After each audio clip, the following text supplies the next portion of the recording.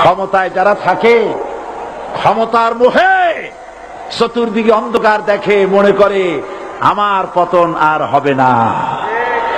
কিন্তু তোমাকে বুঝিবে যে গোকুলে বাড়ি শেষে। গাড়ির চাকা সব সময় উপরে থাকে না। গাড়ির চাকা সব সময় উপরে থাকলে গাড়ি তো চলবেই না।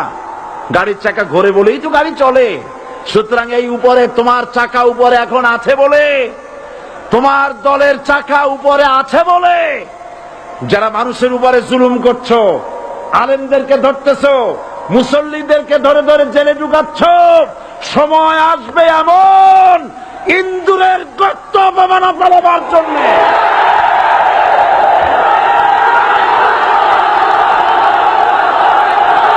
আল্লাহর প্রতি অবিচল বিশ্বাস এবং আস্থার কথা বলেছিলেন শহীদ প্রেসিডেন্ট জিয়াউর রহমান।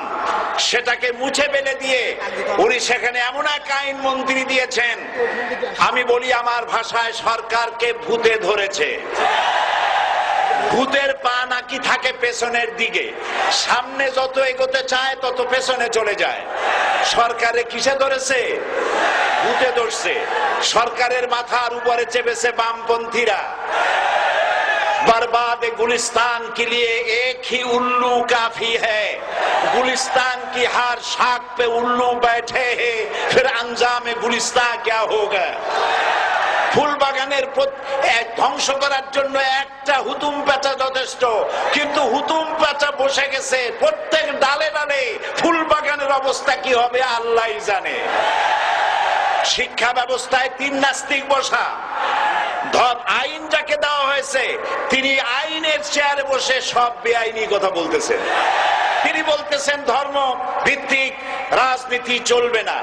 প্রধানমন্ত্রী আপনি বলেন নাই আমরা আপনার কল্যাণকামী, যেভাবেই হোক আপনি প্রধানমন্ত্রী হয়েছেন, যেভাবেই হোক আপনি সরকারে গেছেন, আমরা চাই 5 বছর আপনি চালান, কিন্তু ভালোভাবে চালান।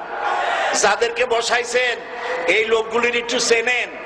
এই লোকগুলি হচ্ছে তারা যারা আপনার পিতা স্বাধীনতার স্থপতি প্রেসিডেন্ট মরহুম শেখ মুজিবুর রহমান, যার জনপ্রিয়তা ছিল আকাশচুম্বী, সে আকাশচুম্বী জনপ্রিয়তা থেকে মাটির সাথে ধসিয়ে দিল কারা?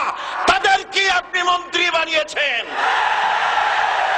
আপনার পিতার যে দশা তারা করেছিল, এরাও আপনার সেই দশা করে ছাড়বে।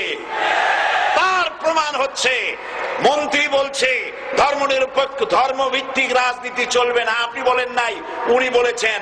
আপনি প্রতিবাদ করেন নাই, আপনার প্রতিবাদ